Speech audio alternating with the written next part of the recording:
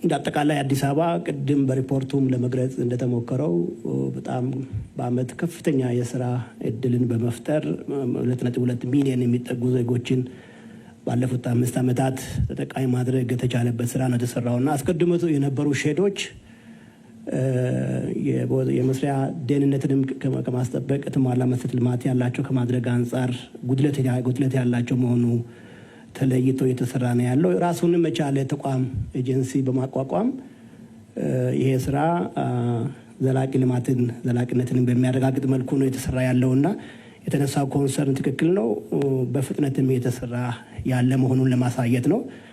በቅርቡም ሁላችንም እንደምናውቀው ያው ከተማችን የማኑፋክቸሪንግ ዘርፍ ልማት ሊመጣ የሚችለው ከኢንተርፕራይዝ ልማት ላይ ተመስርቶ ስለሆነ ከኢንተርፕራይዝ ወደ ኢንዱስትሪ መካከለኛ ደረጃ ሲሸጋገሩ ሊጠቀሙ የሚችሉትን በከፍተኛ የከተማ ኢንቨስትመንት ከ7 ቢሊዮን ብር በላይ ተሰርቶ ተመርቆ ያው ሰሞኑን ሁላችንም አይተናል ማለት ነው።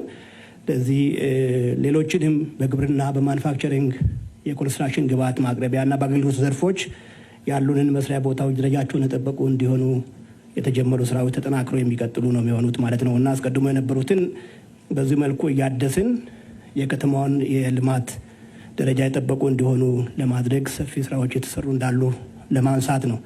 ከዛ ውጪ በኮሪደር ዙሪያ በወንዞችም ሆነ በመንገድ ኮሪደሮች ላይ እየተሰሩ ያሉ ደረጃቸውን የጠበቁ ሱቆች ወደዛ ደረጃ እያሸጋገርን የምንቀጥል መሆኑን ለማንሳት ነው።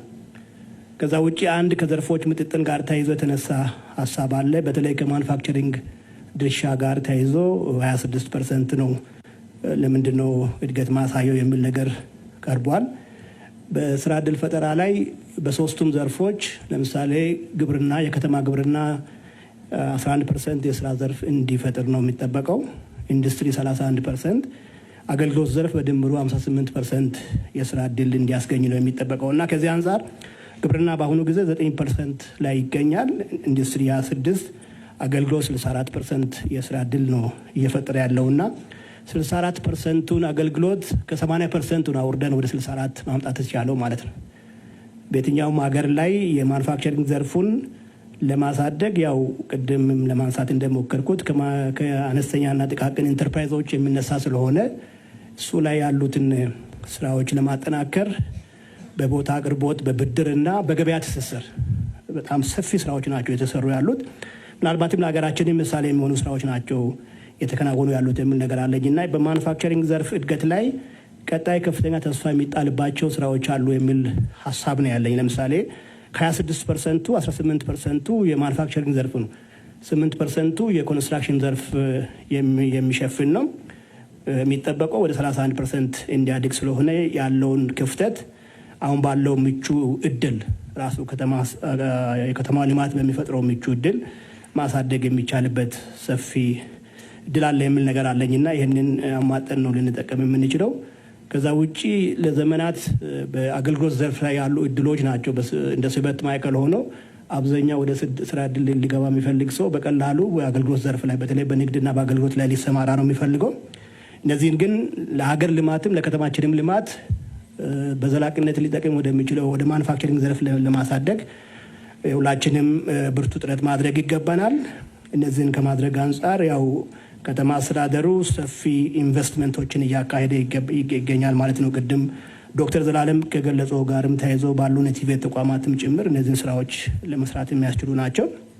መጨረሻ ላይ ከምሩቃን ጋር ተያይዞ የተነሳው ከሚፈጠረው የስራ እድል ከተጠቃሚነት አንጻር 75%ቱን ወጣቶች ተጠቃሚ እንዲሆኑ ነው የሚጠበቀው። ሴቶች 50%፣ እንዲሁም ደግሞ ምሩቃን 15% ተጠቃሚ እንዲሆኑ ነው ታሳቢ የሚደረገውና ከዚህ ውስጥ አሁን 9%ቱን አካባቢ ነው የምሩቃን ተጠቃሚነት። ያው ይሄ እኛ ከመቶ ስራ እድል ከሚፈጠረው ውስጥ 15ቱን ተመራቂዎች ይጠቀማሉ የሚል መነሻ ታሳቢ ተደርጎ ታቀደ ነው። ከዚህ ውስጥ 9ኙ ተጠቃሚ መሆን ችሏል። ጋፑን ግን ለመሙላት ከቤተሰብ ጋር እንዳጠቃላይ ከምሩቃን ጋርም በቅርበት መስራት የሚገባን ይሆናል ማለት ነው። ስራን የተገኘውን ስራ የሚፈጠረውን ጸጋዎችን ለይተን ከተማ አስተዳደሩ ያመቻቹ ስራዎች ላይ ተመራቂዎችም በፍቃደኝነት ተሳትፎ ተጠቃሚ ለመሆን ዝግጁ መሆን አለባቸው ማለት ነው። አንዱ ስራ እድል ላይ አንዱ ክራይቴሪያ የከተማ ነዋሪ መሆን አለበት። እድሜው ከ18 እስከ 60 መሆን አለበት። አንደኛው በፍላጎቱ ላይ ተመስርቶ ነው ስራ ዕድል ላይ ስምርት ሊኖር የሚችለውና ፍላጎት ላይ ያሉ አዝማሚያዎች አሉ ሊቀረፉ የሚገባቸው። እነዚህን አርመን ምሩቃን ላይ ተጨማሪ ተጠቃሚነታቸውን ለማረጋገጥ የምንሰራውን ስራ እያጠናከረን እንቀጥላለን የሚል ሀሳብ ለማንሳት ነው። አመሰግናለሁ።